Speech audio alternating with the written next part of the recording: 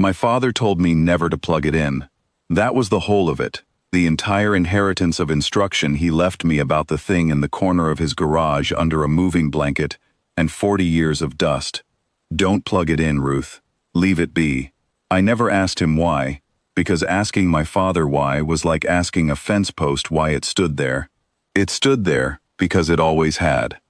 I was 67 the week I finally cleared that garage. My father was 3 months in the ground by then, and the farm was going to my nephew's family, and somebody had to decide what got kept and what got hauled to the scrapyard outside Willow Creek. I'd spent my whole life on this land, hauling feed, mending fence, walking beans in July heat that could take the paint off a truck, and I thought I knew every board and bolt of that garage. I did not know the cabinet. It sat under the blanket where it had always sat, shaped like one of those old stand-up arcade machines you'd see in a gas station lobby, back when gas stations had lobbies. My father had built the housing himself, I could tell that much. The joints were his joints, square and overbuilt, the kind of carpentry a man does when he doesn't trust the thing inside to stay quiet. The wood had gone gray and split along one seam. There was a screen set into the face of it, thick glass, dark as a well. I stood there with my hand on the blanket a long while. 50 years of not touching a thing builds its own kind of respect. But I was tired, and I was grieving. And there's a particular stubbornness that grief hands you.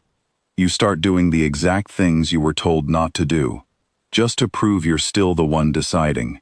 I pulled the blanket off. Underneath, the cabinet was carved, not painted, not stenciled, carved, deep and old, in a pattern that didn't look like anything my father would have drawn.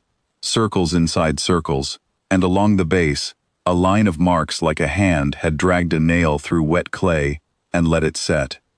I ran my thumb along one, and it was smooth as a river stone, worn down from a lot more handling than the moving blanket ever gave it. There was a car battery wired into the bottom, the terminals gone green with corrosion. I don't know why I reached for it. I've asked myself that question 100 times since, and the honest answer is, I didn't decide to. My hands did it the way hands do things they've done before, though I'd never done this before in my life. I scraped the corrosion off the posts with the edge of my pocket knife, the way I'd cleaned 100 tractor batteries, and I touched the leads together. Nothing happened for 3 full seconds. I remember counting them, the way you count after lightning to see how close the storm is. Then the glass lit. It wasn't the light of a television warming up, that gray flicker and snap. It was the light of an eye opening, slow, from the center out, a soft gold bleeding into the dark glass until the whole face of the cabinet glowed like a coal pulled from a fire. The marks along the base caught the light and held it, and I understood then that they weren't decoration. They were writing. I had been looking at a sentence for 50 years and never known it. I should have been afraid. I want to tell you I was, because it would make more sense of what came after. But what I felt, standing in my father's garage with the last of the evening coming through the high window, was something closer to recognition, the way you feel walking into a room you were born in, even if nobody ever told you that's what it was. The shapes inside the glass moved. Not pixels, not the blocky little men I remembered from the one arcade machine in town when I was a girl. These were finer than that, layered, turning over each other like something breathing. A shape at the center pulled itself together into something almost like a face, though I couldn't tell you now whether it had eyes or simply the suggestion of where eyes would go. My nephew's boy, Danny, had wandered in from the yard looking for me, and he stood in the doorway with a socket wrench still in his hand, not saying a word. I remember that, because it told me I wasn't imagining it. Whatever was happening to both of us. He was 19, built like his father, more used to combines than mysteries, and I watched the light move across his face the same way it moved across mine. Not fear exactly, but the particular stillness of a young man realizing the world is bigger and stranger than the fence lines he grew up inside. Neither of us spoke. There didn't seem to be a right thing to say to a light like that, so we let it have the silence it seemed to want. The glow pulsed once, slow, like something drawing a long breath after holding it a great while. I thought of my father again, of the way he used to stand in this same doorway some evenings, looking at the blanket-covered shape in the corner, with an expression I'd never been able to name as a girl. I understood it now. It wasn't fear. It was the look of a man keeping vigil over something he'd promised to guard and never once been told the reason for.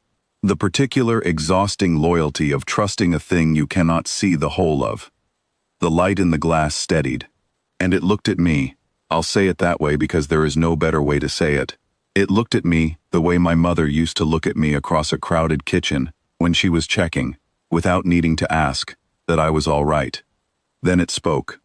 Not out of a speaker, not with any sound I could point to a source for. The words simply arrived, low and even, in a voice that had been waiting so long it had worn the urgency clean out of itself. "You are not lost, Queen." I laughed.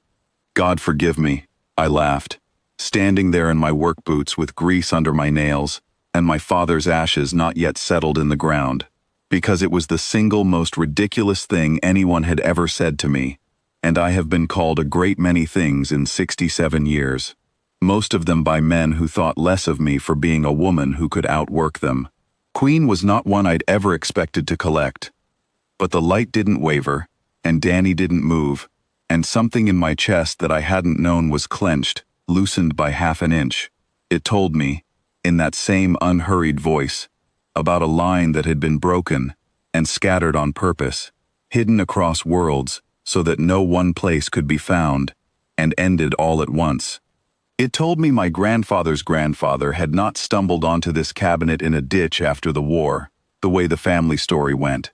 He had been given it, along with instructions he'd carried to his grave the same way my father carried his. Don't plug it in, leave it be, wait. 3 generations of men in this family had done exactly that. Waited, guarded a door they were never told the shape of, because the not knowing was the safest kind of keeping. I asked it, foolish as it sounds, what I was queen of. There was no kingdom left that it could name for certain. That was the plain truth of it, delivered without softening. Worlds change hands, centuries pass. What it could tell me was smaller and larger at once, that the line it had been built to find was not a throne, but a promise, a right that outlived whatever had once needed defending, and a duty that had simply been waiting for someone willing to pick it back up. I thought about my father's hands, square and overbuilt like his carpentry, wrapping wire around those corroded terminals decades ago, and then never once turning them.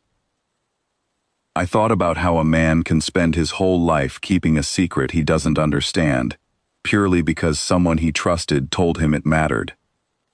I put my hand flat against the glass.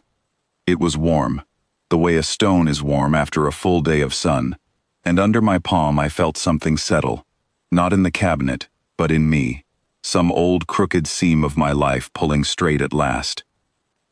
I'm not going anywhere, I told it, and I meant the garage, and I meant the farm, and I think, in some way I'm still working out, I meant more than that too.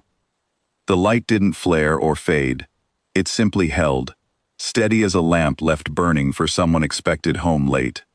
And I stood there in my father's garage, an old farm woman with dirt under her nails, and understood that I had not been left nothing after all. I had been left the one thing that mattered, and it had simply been waiting, patient as stone, for me to finally ask.